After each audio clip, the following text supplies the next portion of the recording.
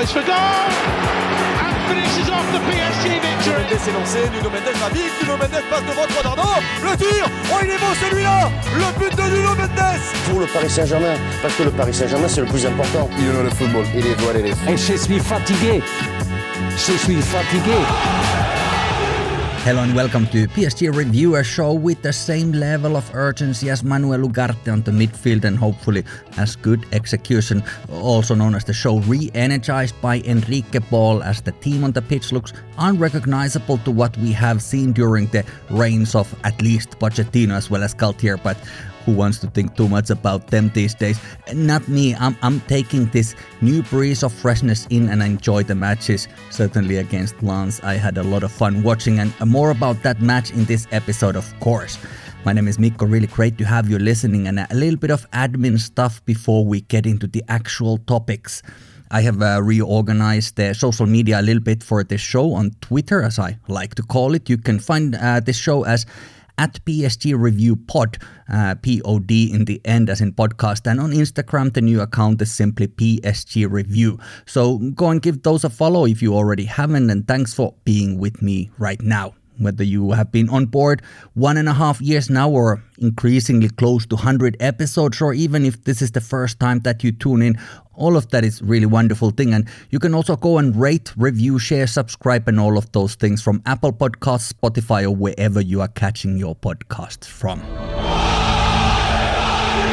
I am recording this episode on Sunday evening. The Lens match was last night, and right now the latest updates are that PSG would have made an offer of around 80 million euros plus some bonuses to Eintracht Frankfurt in order to be able to recruit Randal Kolo Muani, the former Nantes player, is of course French national team regular and fairly versatile forward. I will say not a pure 9, which we of course have with Gonzalo Ramos, and not quite the false 9 that Asensio is either, but a solid player, and this deal starts looking fairly certain. There seems to be willingness from at least PSG's and the players' side, and unless Frankfurt halts the process, it should be finalized before the transfer window closes this coming Friday.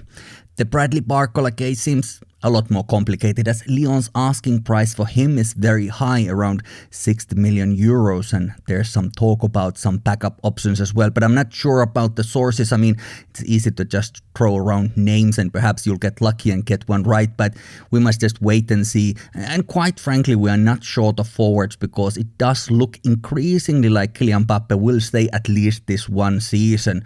There's a chance, of course, that Real Madrid will send some sort of an offer in the dying days of the transfer window, but it seems to me at least that Mbappé and the club have now had enough time to discuss the situation and be in a position that will somehow work for everybody. Somehow. And of course, there's always a chance that that's how it initially appears, but then things take a turn for the worse. But with the best available information, my guess is that he will stay for a season, and anything after that is unknown to us all. But come time to record the next episode of PSG Review, I might be, of course, having to admit that I was wrong, and that's that, then I'll do it. But for now, it seems like he too will be part of this operation for at least until the end of June 2024.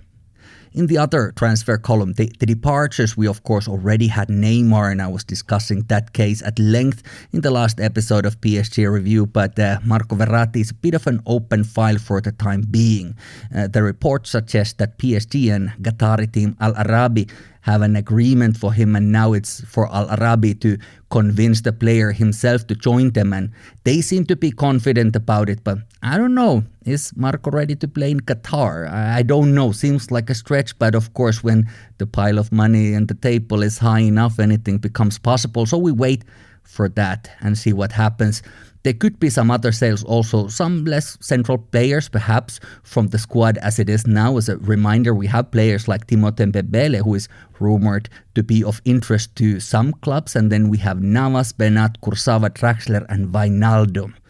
It's a very sad story, that Gini Wijnaldum. I wish him well, and I certainly understand if he rues the day he chose to come to Paris, because this deal did not work out for anyone involved. But he is still in our books, and we'll see how that goes.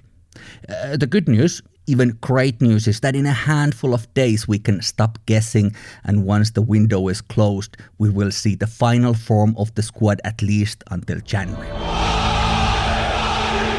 Busy times on the transfer front, but of course there's the actual football that is also being played as well.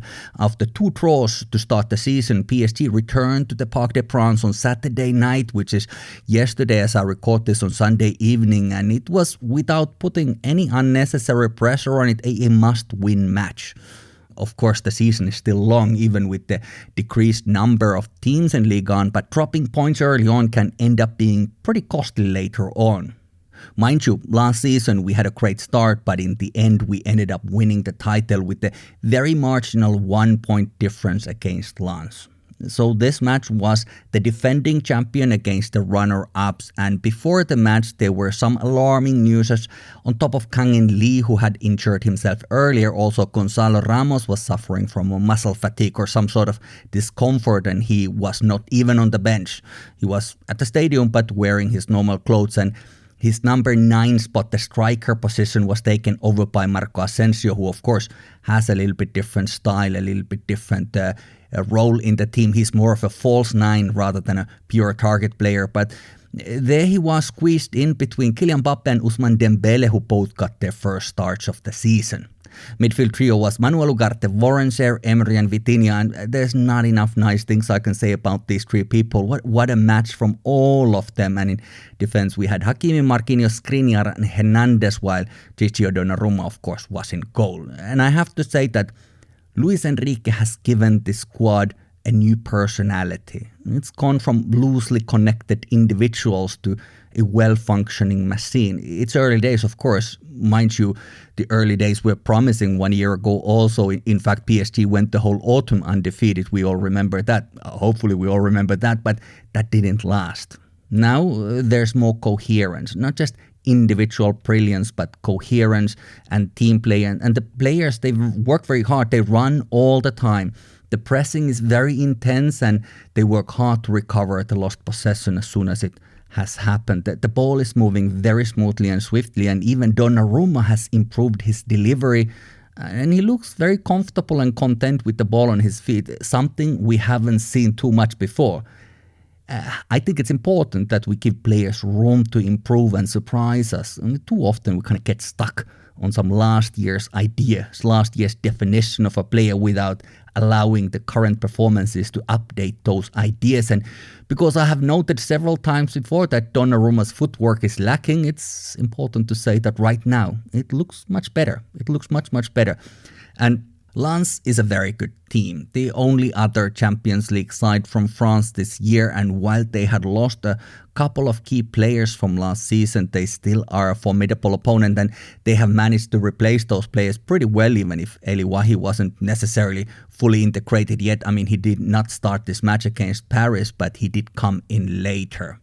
And it was that very fact that Lens is a good team and not just parking the bus in defense, although at times also creating kind of wall there. But it was when they were not in that defensive formation that PSG could hit them.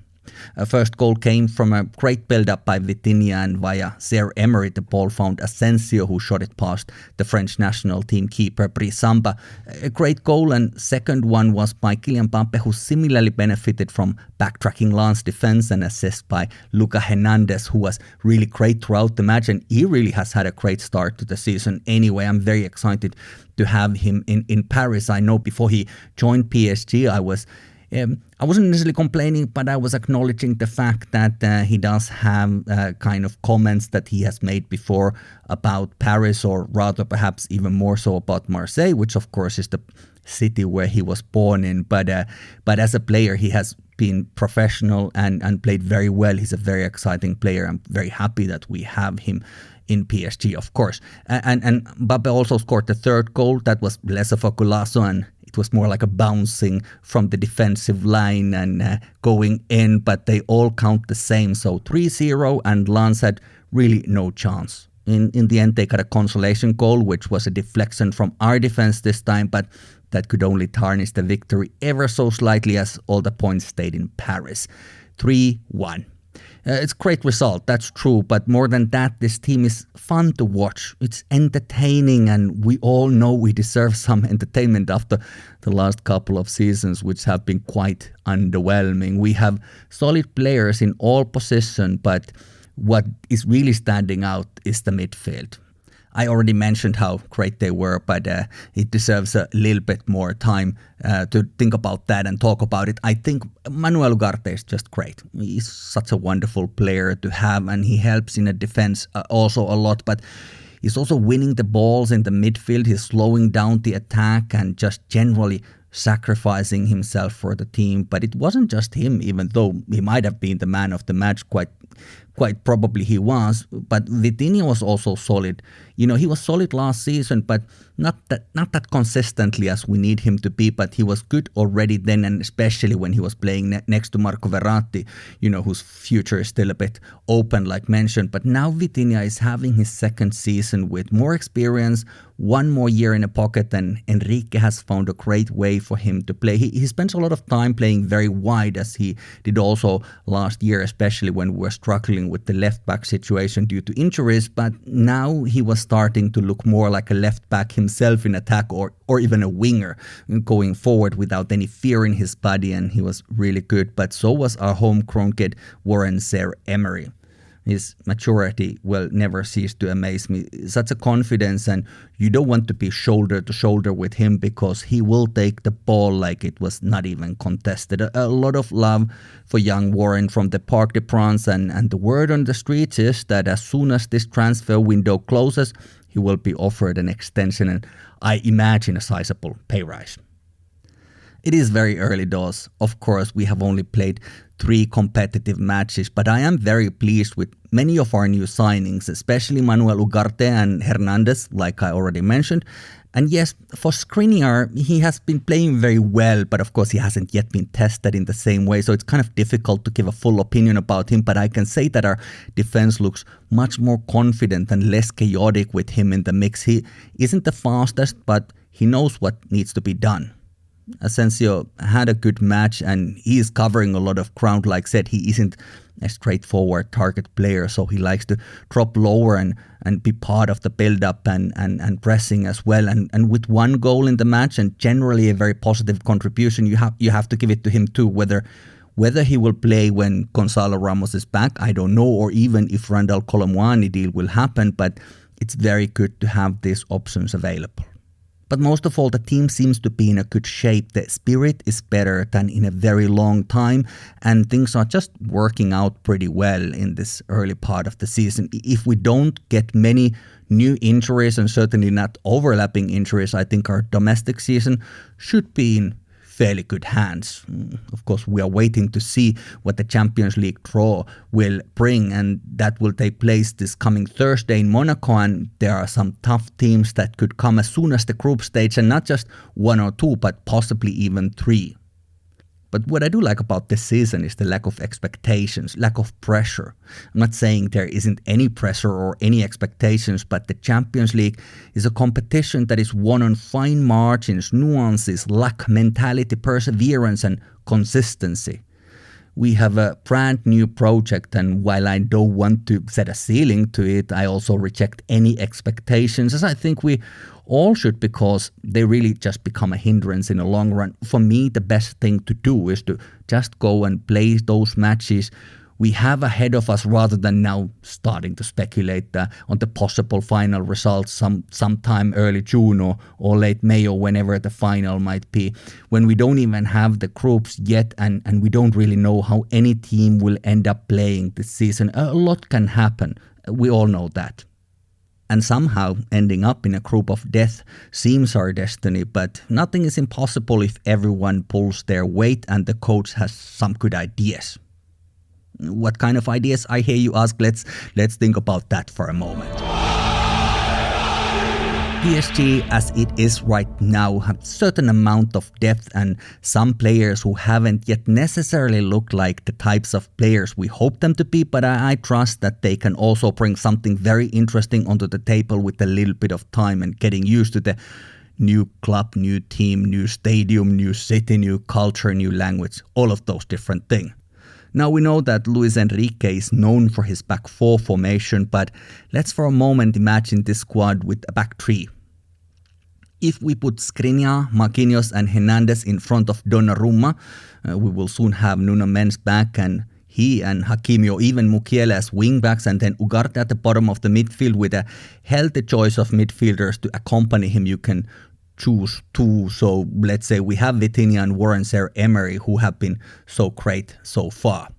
Vitinha could take more creative role in the absence of players like Verratti, if he isn't part of this team, and it could even happen that he is, but it's good to have options. There are big football boots to fill in that creative role, also with the departure of Neymar, who we used to have, of course. So depending on what is needed, we can see who is the best player to play for those midfield positions. Of course, we have Kang In Lee when he's back. He's currently a little bit injured, but he will be back. Then we have Fabian Ruiz or even Shendur, who would bring something a little bit different in the mix.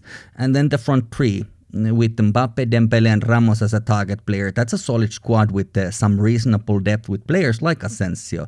Then we have Danilo, in defense. We have Ekitike as a striker if he stays. So you can always use these types of players in different matches, perhaps bring them from the bench, and that's something that is much better than what we used to have last season, I think, because we have better depth, like I've said numerous times. This is the squad as it is now, and we, of course, can't know if there will be the rumored last-minute offer from Real Madrid, what's the number of euros connected to it and what is the general headspace with Mbappé. So we can't know if he is our player this season or not. And that, of course, will leave a huge hole to be filled if he goes.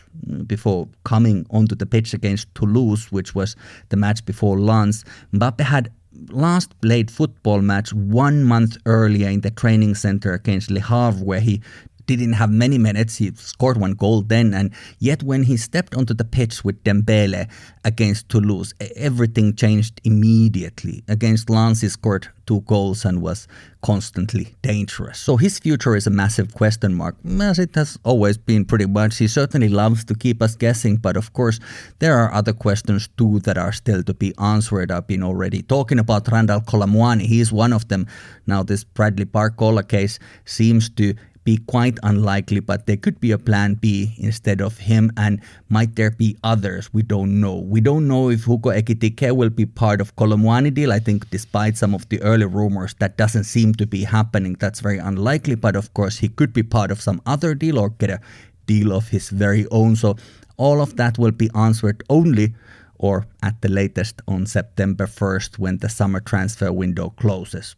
Then we finally know what kind of deck of cards we are holding, and hopefully the players will stay fit and healthy this season. That's a whole nother question then. I was talking about the back three option already. Like said, that's not normally Enrique's preference, although against Toulouse with the substitutions we did see something along those lines for some time. With back four and healthy Nuno Mendes, I would place Hernandez, who was so good on the left side as well, centrally with Skriniar. He's a little bit faster player, I think, and very solid player. So I would give him preference maybe over Danilo or Marquinhos. I like them, but I think that right now Lucas Hernandez is a better choice in my opinion. Then Nuno Mendes, and depending on his return level, perhaps even defensively stronger Mukiele instead of Hakimi on the right side. If Kolo Muani comes, that will provide us with more options for attack. He really is quite versatile player and slippery opponent for the defenders. He can also score with his head very well. So what will be the formation and system? Should he come? There are some options, and of course it all depends also on how Gonzalo Ramos will be able to start finding the net. Some people are already worried about him a little bit, missing a few chances and now a small injury, but everyone misses chances and his goals will inevitably come. I don't worry about that at all, because he really is a quality striker who simply doesn't yet know his teammates well enough, what they do, where they run, where the passes are going to come from. With a little bit of time, it will end up looking like the players are able to read each other's mind, but for now there's not even a bio to read on the club's website. So let's allow them that time and also trust Enrique, because he's a good manager, especially for the attacking football, so he will have some thoughts, undoubtedly.